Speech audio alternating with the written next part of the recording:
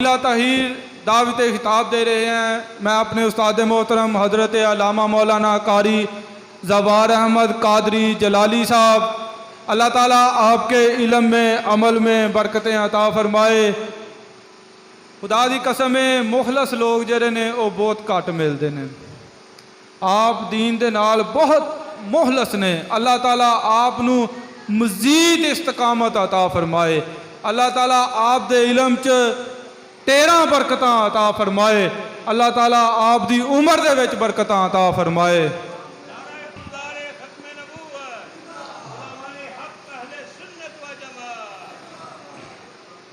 بسم اللہ الرحمن الرحیم۔ احمدک اللہم یا مجیب کل سائل، والصلاة والسلام علی من هو افضل الوسائل، وعلی آلہ واصحابہ ذوی الفضائل۔ اما بعد فاعوذ باللہ من الشیطان الرجیم۔ بسم اللہ الرحمن الرحیم۔ کل نفس ذائقۃ الموت۔ آمنت باللہ صدق اللہ العظیم وصدق رسولہ النبی الکریم الامین۔ وقال اللہ تبارک و تعالی فی شان حبیبہ مخبرا و آمرا ان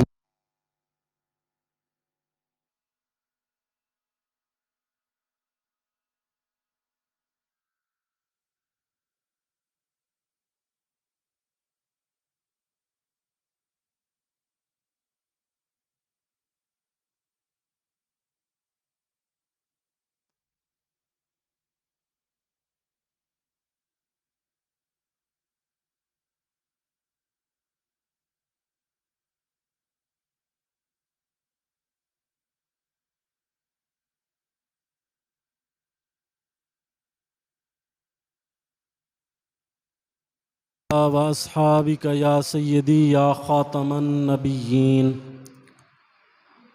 اللہ تبارک و تعالی جل جلالہ وعم نوالہ واتم برہانہ وعظم شانہ کی حمد و ثنا حضور سرور کائنات، مفخر موجودات، زینت بزم کائنات، دستگیر جہاں، غم گساری زماں، احمد مجتبیٰ جناب محمد مصطفیٰ صلی اللہ علیہ وسلم کے دربار گوہربار میں ہدیہ درود و سلام کا نذرانہ عرض کرنے کے بعد میں اور آپ حضرات ایصال ثواب کی محفل میں شریک ہیں۔ میری دعا ہے کہ رب ذوالجلال مرحوم کی کامل بخشش فرمائے، اللہ تعالیٰ ان کی قبر پہ اپنی کروڑوں رحمتوں کا نزول فرمائے۔ وقت چونکہ کافی ہو چکا ہے، مجھے جو عنوان گفتگو کے لیے دیا گیا تھا، چونکہ محفل بھی ایصال ثواب کی ہے، تو ایصال ثواب کے لحاظ سے چند ایک حوالہ جات میں آپ کے سامنے پیش کر کے اجازت چاہوں گا۔ یقیناً جو انسان دنیا میں آیا ہے اس نے اس دنیا سے واپس چلے جانا ہے، یہ قدرت کا قانون ہے، قرآن کا فیصلہ ہے، رب کا فرمان ہے، کل نفس ذائقۃ الموت، کہ ہر جان نے موت کا ذائقہ چکھنا ہے۔ تو اس قانون کے تحت کسی نے بھی اس دنیا میں باقی نہیں رہنا، باقی رہنے والی ذات رب ذوالجلال کی ہے۔ ہر انسان جس نے زندگی کی سانسیں لی ہیں اس نے موت کا جام بھی چکھنا ہے، جس کی سانسوں نے زندگی کی لذت کو چکھا ہے اس نے موت کے ذائقے کو بھی چکھنا ہے۔ دنیا سے جانا ہر ایک کے لیے لازم ہے، تو اس سے پہلے انسان جو دنیا میں آیا ہے جانے سے پہلے اپنی زندگی کو اس انداز میں گزارے کہ مرنے کے بعد اسے گزاری ہوئی زندگی پہ افسوس نہ ہو، ندامت نہ ہو، پریشانی نہ ہو، بلکہ وہ قبر میں بعد میں پہنچے، فرشتے اس کی روح کا پہلے استقبال کر رہے ہوں۔ اس انداز میں زندگی گزارے کہ وہ اپنا دنیا میں رہنا اس کو اس انداز میں گزارے کہ وہ اپنی زندگی کو رب ذوالجلال کے فرمان کے مطابق گزارتا رہے، اپنی موت کو یاد کرتا رہے، اپنی قبر کی تیاری کرتا رہے، تو جب وہ مر کے قبر میں جاتا ہے، میرے آقا علیہ الصلوۃ والسلام سے پوچھا گیا، حضرت عمر فاروق رضی اللہ تعالیٰ عنہ روایت کرتے ہیں، آپ فرماتے ہیں پوچھا گیا یا رسول اللہ صلی اللہ علیہ وسلم عقل مند مومن کون ہے؟ جو عقل مند بھی ہو مومن بھی ہو، تو میرے آقا علیہ الصلوۃ والسلام نے ارشاد فرمایا عقل مند مومن وہ ہے جو اپنی موت سے پہلے اپنی قبر کی تیاری کر لیتا ہے، اپنی موت سے پہلے اپنی قبر کی تیاری کر لیتا ہے، وہ عقل مند مومن ہے۔ تو اس لحاظ سے عقل مند مومن وہ ہوتا ہے جو دنیا میں رہتے ہوئے اپنی قبر کی تیاری پہلے کر لیتا ہے، ایسا نہ ہو قبر میں جائے وہاں پریشانی ہو، وہاں ندامت ہو، وہاں افسوس ہو کہ میں نے زندگی کو کس انداز میں گزارا۔ اگر وہ زندگی رب ذوالجلال کے فرمان کے مطابق گزارتا ہے، نبی علیہ الصلوۃ والسلام کی سنت پہ عمل کرتے ہوئے زندگی کو گزارتا ہے، تو خدا کی قسم قبر میں جاتا ہے تو وہاں تنہا نہیں ہوتا، بلکہ میرے آقا علیہ الصلوۃ والسلام کا یہ فرمان مسند امام احمد میں موجود ہے۔ میرے آقا علیہ الصلوۃ والسلام ارشاد فرماتے ہیں جب ایک بندہ مومن کو قبر میں لٹایا جاتا ہے، اس کے رشتہ دار، اس کے ہمسائے اسے دفن کر کے چلے جاتے ہیں، قبر کے وہ سوال و جواب وہ ہو جاتے ہیں، تو سرکار فرماتے ہیں اس کی قبر میں ایک شخص آتا ہے اور اس کا تذکرہ سرکار نے اس انداز میں کیا۔ میرے آقا علیہ الصلوۃ والسلام نے فرمایا وہ شخص آتا ہے، کیسا ہوتا ہے؟ سرکار نے فرمایا احسن الوجہ، اس کا چہرہ چمک رہا ہوتا ہے، طیب الریح، اس کے بدن سے خوشبو آ رہی ہوتی ہے، وہ سفید لباس والا اس کی قبر میں جب آتا ہے تو یہ مردہ تو لیٹا تھا، یہ اس انتظار میں تھا کہ میرا وہ رشتہ دار، میرا باپ، میرا بھائی، میرا قریبی مجھے دفنا کے چلا گیا، لیکن یہ کون ہے؟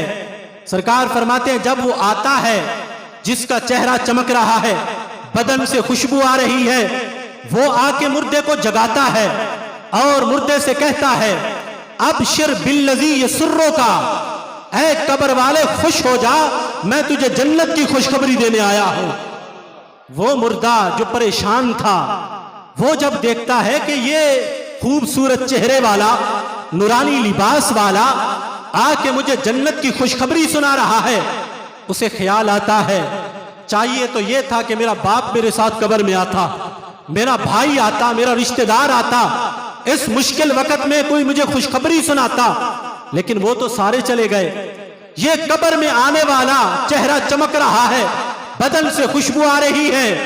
اور کہہ رہا ہے ابشر بالذی یسرک، قبر والے خوش ہو جا، میں تجھے جنت کی خوشخبری دینے آیا ہوں۔ سرکار فرماتے ہیں جب مردہ اس کی یہ گفتگو سنتا ہے، آگے سے بولتا ہے، مردہ پوچھتا ہے من انتا، اے قبر میں آنے والے بتا تو صحیح تو ہے کون، اپنا تعارف تو کرا، تو قبر میں آ کے مجھے جنت کی خوشخبری سنا رہا ہے، چہرہ چمک رہا ہے، بدن سے خوشبو آ رہی ہے، من انتا، آنے والے بتا تو صحیح ہے کون؟ تو سرکار فرماتے ہیں وہ شخص آگے سے بولتا ہے اے قبر والے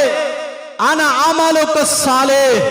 میں تیرا نیک عمل ہوں، میں تیری نماز ہوں، میں تیرا روزہ ہوں، میں تیرا تقوی و طہارت ہوں، میں تیرے لبوں سے پڑا ہوا درود و سلام ہوں،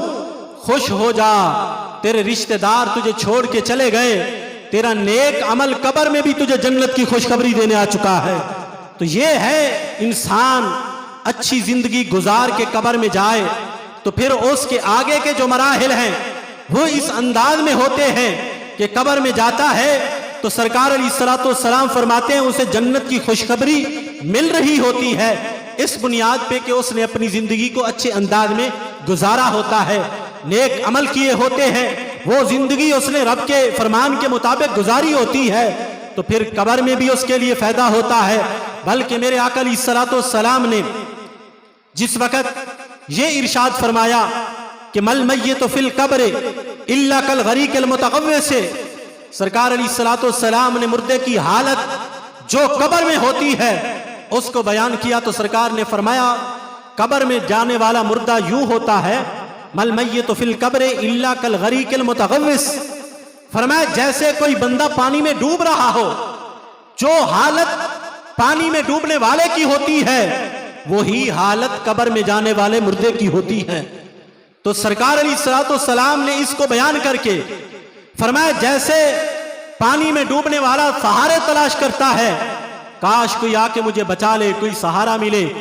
فرمایا اسی طرح قبر میں جانے والا بھی سہارے تلاش کر رہا ہوتا ہے۔ وہ کس انداز میں سہارا تلاش کرتا ہے؟ میرے آقا علیہ السلام نے فرمایا ینتظر دعوتن، وہ لوگوں کے ہاتھ نہیں پکڑ رہا ہوتا، وہ دعا کا منتظر ہوتا ہے۔ جس دعا کے لیے آج ہم بیٹھے، جس ایصال ثواب کے لیے آج یہ اہتمام کیا گیا، سرکار فرماتے ہیں ینتظر دعوتن، قبر والا دعا کا منتظر ہے۔ کس کی طرف سے؟ یہ میرے آقا علیہ السلام کی حدیث کے الفاظ ہیں۔ میرے آقا علیہ السلام نے فرمایا من ابن او امن او اخن او صدیقن، میرے آقا علیہ السلام نے فرمایا وہ مردہ دعا کا منتظر ہوتا ہے، اس کا باپ اس کے لیے دعا کرے، اس کی ماں اس کے لیے دعا کرے، اس کا بھائی اس کے لیے دعا کرے، یا اس کا دوست اس کے لیے دعا کرے، تو فرمایا وہ اس انتظار میں ہے میں قبر میں ڈوب رہا ہوں، کبھی تو میرا باپ دعا کرے گا، میرا بھائی دعا کرے گا، میرا رشتہ دار دوست دعا کرے گا۔ تو میرے آقا علیہ الصلوۃ والسلام ارشاد فرماتے ہیں قبر والا وہ مردہ اس انتظار میں ہے، کوئی دعا کرے تو جب ان کے رشتہ داروں میں سے اس کا باپ، اس کا بھائی، اس کا بیٹا، اس کا دوست اس کے لیے دعا کرتا ہے، جب وہ دعا کرتا ہے سرکار نے فرمایا فَإِذَا لَحِقَتْ ہو، جب وہ دعا مردے تک پہنچتی ہے تو فائدہ کیا ہوتا ہے؟ یہ فرمان رسول صلی اللہ علیہ وسلم ہے کہ مردے کو فائدہ کتنا ہوتا ہے۔ میرے آقا علیہ الصلوۃ والسلام نے فرمایا فَإِذَا لَحِقَتْ ہو، جب وہ دعا اس مردے تک پہنچتی ہے تو فائدہ کتنا ہوتا ہے؟ سرکار نے فرمایا کَانَ أَحَبَّ إِلَيْهِ مِنَ الدُّنْيَا وَمَا فِيهَا، میرے آقا علیہ السلام نے فرمایا اس مردے کو دنیا اور دنیا میں جو کچھ ہے سب کچھ اس مردے کو دے دیا جاتا، وہ اتنا خوش نہ ہوتا جتنا آج پچھلوں کی دعا پہ خوش ہو رہا ہوتا ہے، پچھلوں کی دعا کا جتنا اسے فائدہ ہوتا ہے، دنیا اور دنیا میں جو کچھ ہے سب کچھ اس کو دے دیا جاتا، اس کو اتنا فائدہ نہ ہوتا جتنا آج اس کے دوست کی دعا پہ اس کو فائدہ ہو رہا ہوتا ہے، جتنا باپ کی دعا پہ اس کو فائدہ ہوتا ہے۔ تو پتہ چلا جانے والے کے بعد ایصال ثواب کرنا اس کا فائدہ کتنا ہے۔ میرے آقا علیہ الصلوۃ والسلام نے اپنی امت کی شان کو بیان کرتے ہوئے ارشاد فرمایا میری امت امت مرحومہ ہے۔ پوچھا گیا یا رسول اللہ مرحومہ کا مطلب کیا ہے؟ فرمایا کہ میری امت ایسی ہے جس پہ اللہ نے رحم فرما دیا ہے۔ فرمایا کہ جب میری امت کے لوگ قبروں میں جائیں گے تو گناہوں کے پہاڑ ہوں گے، قبروں سے نکلیں گے تو کوئی گناہ باقی نہیں ہوگا۔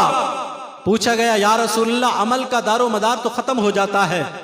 ان کے گناہ کہاں جائیں گے؟ قبر میں جانے والا نماز تو نہیں پڑھتا، نیک عمل تو نہیں کرتا کہ جس کی بنیاد پہ اس کے گناہ معاف ہو جائیں۔ میرے آقا علیہ الصلوۃ والسلام نے ارشاد فرمایا مردہ قبر میں گیا،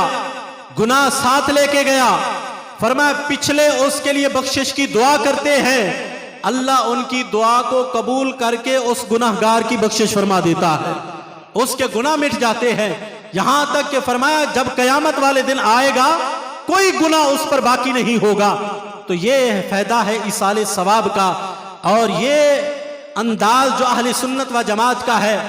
کہ یہ اپنے جانے والوں کو بھولتے نہیں، وہ تیسرے کا ختم ہو، 10ویں کا ہو، چہلم کا ہو، سالانہ ہو، یا ویسے ہی ایصال ثواب کی محفل ہو، یہ اپنے مردوں کے لیے دعا کرتے ہیں۔ دعا کا فائدہ بڑا ہوتا ہے، دعا کا مردے کو اتنا فائدہ ہوتا ہے اگرچہ وہ جنت میں پہنچ چکا ہو، یعنی ایک تو ہے نا گناہگار ہو پھر بھی بخشش ہوتی ہے، اگر جنت میں پہنچ چکا ہو تو پھر بھی میرے آقا علیہ السلام کا فرمان مسند امام احمد میں ہے، میرے آقا علیہ الصلوۃ والسلام ارشاد فرماتے ہیں رب ذوالجلال جب ایک جنتی کا درجہ بلند فرماتا ہے، یعنی وہ ایک درجے میں تھا پھر اس کا درجہ مزید بلند ہوا، اور ایک درجے سے دوسرے درجے کا فرق کتنا ہے؟ میرے آقا علیہ السلام نے فرمایا 500 سال کی مسافت کا رستہ ہے۔ اتنی بلندی جب اس مردے کو ملتی ہے، وہ جنتی جو ایک درجے میں تھا پھر دوسرے درجے میں گیا، تو سرکار علیہ الصلوۃ والسلام ارشاد فرماتے ہیں وہ مردہ، وہ جنتی رب ذوالجلال سے پوچھتا ہے اے میرے رب، یہ درجہ مجھے کیسے ملا، کس عمل کی بنیاد پہ ملا؟ تو رب ذوالجلال فرماتا ہے اے میرے بندے، باستغفار والدک لکا، تیرے بیٹے نے آج تیرے لیے بخشش کی دعا مانگی ہے، ہم نے اس کی دعا کو قبول کر کے جنت میں تیرا درجہ بلند فرما دیا ہے۔ یہ ہے فائدہ دعا کا، کہ اگرچہ وہ جنت میں پہنچ چکا تھا، دعا کا فائدہ یہ ہوا کہ ایک درجے سے دوسرے درجے تک پہنچا۔ اور میرے آقا علیہ الصلوۃ والسلام نے اس انداز میں بیان کیا کہ اگر وہ گناہگار ہو تو بخشش ہوتی ہے، اگر وہ نیکوکار ہو تو جنت میں درجہ بلند ہوتا ہے۔ اگر اس بنیاد کو پیش نظر رکھا جائے کہ میرے آقا علیہ الصلوۃ والسلام نے جو ایصال ثواب کی شرعی حیثیت ہے اس کو بیان کیا ہے، تو بخاری شریف کی وہ حدیث، جس وقت میرے آقا علیہ السلام کے پاس ایک عورت آئی، آ کے عرض کی یا رسول اللہ صلی اللہ علیہ وسلم، میری ماں نے منت مانی تھی، میرا فلاں کام ہوا تو میں حج کروں گی۔ یہ بھی منت کا انداز ہے، یعنی آج جو غیر شرعی منتیں مانی جاتی ہیں، معاذ اللہ میرا کام ہوا تو میں ڈھول بجاؤں گا، یا معاذ اللہ اس طرح کے یہ جتنے خرافات ہیں ان کا شریعت مطہرہ سے کوئی تعلق نہیں، بلکہ ایسی منتیں ماننا حرام ہے۔ اور یہ منت ہے، اس نے عرض کی یا رسول اللہ میری ماں نے منت مانی تھی، اگر میرا کام ہو گیا تو میں حج کروں گی بیت اللہ شریف کا۔ یا رسول اللہ کام تو ہو چکا تھا، ابھی حج کا موسم نہیں آیا تھا، حج کا مہینہ نہیں آیا تھا، میری ماں انتقال کر گئی، میں حاضر ہوئی ہوں یا رسول اللہ، کیا میں اپنی ماں کی طرف سے حج کروں، اس کا ثواب میری ماں تک پہنچے گا؟ اب یہ ہے جو لوگ آج کہتے ہیں کہ تم دعائیں مانگتے ہو، تم محفلیں کرتے ہو، تم ایصال ثواب کے پروگرام کرتے ہو، مردے کو وہی ملتا ہے جو اس نے عمل کیا ہوتا ہے، ورنہ اس کے پیچھے اس کو کوئی فائدہ نہیں ہوتا۔ خدا کی قسم اگر مردے کو کوئی فائدہ نہ ہوتا تو سرکار کبھی بھی اس عورت کو حج کرنے کا حکم نہ دیتے۔ سرکار علیہ الصلوۃ والسلام نے اس عورت کو جب یہ سوال کرتے ہوئے سنا تو سرکار نے فرمایا کہ یہ بتاؤ، اگر تمہاری ماں پر کسی کا قرض ہوتا، کسی کے پیسے دینے ہوتے، اگر تم وہ قرض ادا کرتی کیا اس کی طرف سے ادا ہو جاتا؟ اس نے عرض کی ہاں یا رسول اللہ وہ تو ادا ہو جاتا۔ تو میرے آقا علیہ الصلوۃ والسلام نے فرمایا پھر یہ بھی رب کا قرض ہے، تم اس کو ادا کرو، یہ ثواب تمہاری ماں تک پہنچ جائے گا۔ مطلب کیا تھا؟ طواف کعبہ تم کرو گی، ثواب تمہاری ماں کو ملے گا، صفا مروہ کی سعی تم کرو گی، ثواب تمہاری ماں کو ملے گا۔ تو یہ حدیث بخاری کی وضاحت کر رہی ہے اہل سنت و جماعت کا جو عقیدہ ہے، قرآن تم پڑھو گے ثواب مردے کو ملے گا، تم ایصال ثواب کے لیے دعا مانگو گے تو ثواب مردے کو ملے گا۔ تو پتہ چلا یہ تو سرکار کی حدیث کی مشابہت ہے کہ جو بندہ ایصال ثواب کرتا ہے وہ مردے تک ضرور پہنچتا ہے۔ میری دعا ہے کہ رب ذوالجلال ہمارے اس مرحوم کی بخشش فرمائے، ہماری دعا کو ان کے حق میں قبول فرما کے اللہ تعالیٰ ان کو جنت الفردوس میں بلند مقام عطا فرمائے۔ آمین وآخر دعوایا ان الحمدللہ رب العالمین۔ تمام احباب ایک مرتبہ الحمد شریف اور 3 مرتبہ کل شریف پڑھ کے حضرت صاحب کی ملک کریں، آپ دعا فرماتے ہیں۔